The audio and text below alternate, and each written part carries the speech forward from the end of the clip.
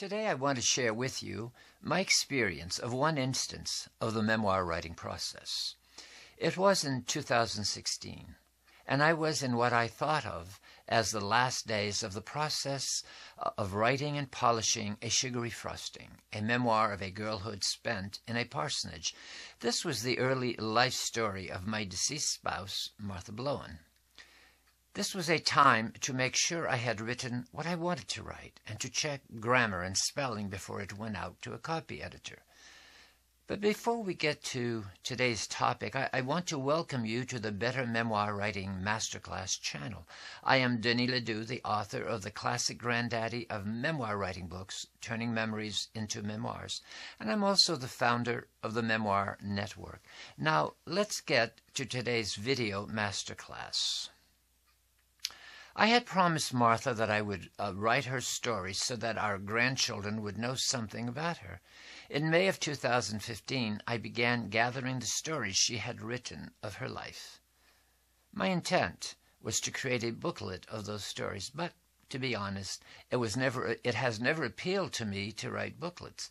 I like to write books. That's what I do, and that's what I do well.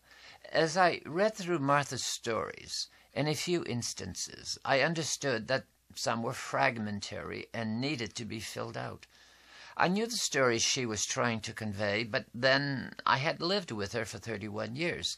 Would someone who did not know her, our grandchildren, for instance, understand and appreciate her story?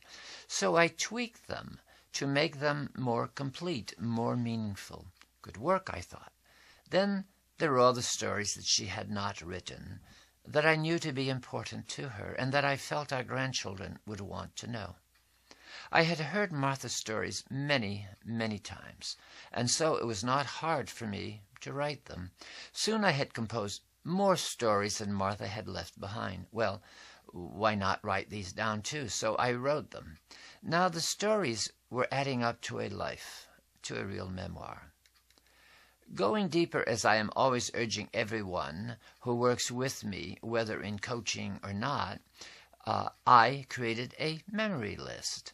This is a list of any and all memories related to a topic. It is both a fantastic recall exercise and an organizer for a memoir. As you can imagine, A Sugary Frosting, a memoir of a girlhood spent in a parsonage, inevitably began to grow, and soon it was well beyond the booklet stage. I continued writing, realizing I was creating a full-length memoir. As I wrote, there arose the standard question of where does the memoir end? Where does this memoir of Martha's early life come to an end?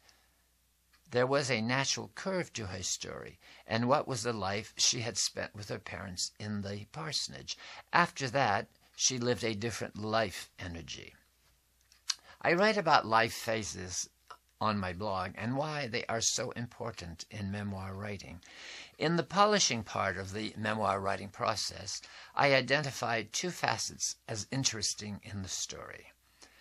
One was that it portrayed the story of a subculture in America in the 50s, 60s, and early 70s. In this instance, it was the life in an Anglo-Protestant parsonage. A Sugary Frosting, a memoir of a girlhood spent in a parsonage, was also a necessary prelude to a book that I wanted to publish in the next year or two. This book, which was composed of collations of Martha's and my own journals, would be about the 2 years after Martha had been stricken with intraductal breast cancer, and during which it progressed through her body. These journals were full of her illness, her resistance, and her time of acceptance. That was, of course, my time, too, of resistance and acceptance. Martha died on August 18th, 2008. There was a long time during which I was unable to write about her, and eventually, however, after a couple of years, I was able to resume the memoir writing process, but on a different book. This one was the one that sprouted from her journals and her stories. I created a book from the two journals that she and I had kept. My original intent had been to make these two journal books my next publishing project. But when I thought about it, I felt these journal manuscripts had something missing. What was missing, I believe, was a large historical context. Historical meaning her early life, her history. What context did she come out of? What influence had marked her for life? That questioning led me to the sugary frosting once again. I set to work on it. This time, I finished it. A Sugary Frosting was published both in hard copy and e-version on March 30th, 2016. The subsequent book, the book on journals, was called My Eye Fell into the Soup, and that was published in 2018. If you would like to explore receiving help with your memoir on any aspect of memoir writing or publishing, know that we offer a 30-minute complimentary get-to-know-you coaching consultation. The link to a free consultation is in the description below.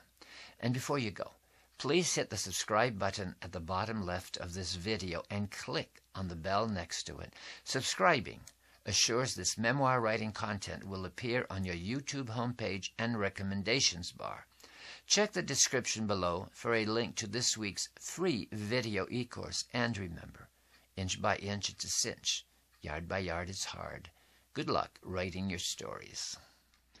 The videos that we post on the Better Memoir Writing Masterclass channel are just one of the many ways we can help people write better memoir. I'd like to take just a few moments to share more of what the Memoir Network can offer you by way of partnering with you to write and publish your memoir. Our free membership program, My Memoir Education, offers you access to e-courses, e-books, videos, and more. We have had thousands of people benefit from the free My Memoir Education to write their memoirs, and we hope you will become a member too. Our blog contains over 500 in-depth posts on different aspects of memoir writing, and it too is free. Come on over and pick and choose what you need. While free content can be very helpful, there comes a time when you need more focus and more mentoring than you can get from free. We offer coaching, editing, whether copy editing, content editing, or developmental editing, ghostwriting, and book production. Our website features many of our clients' book covers and testimonials. Come and check us out.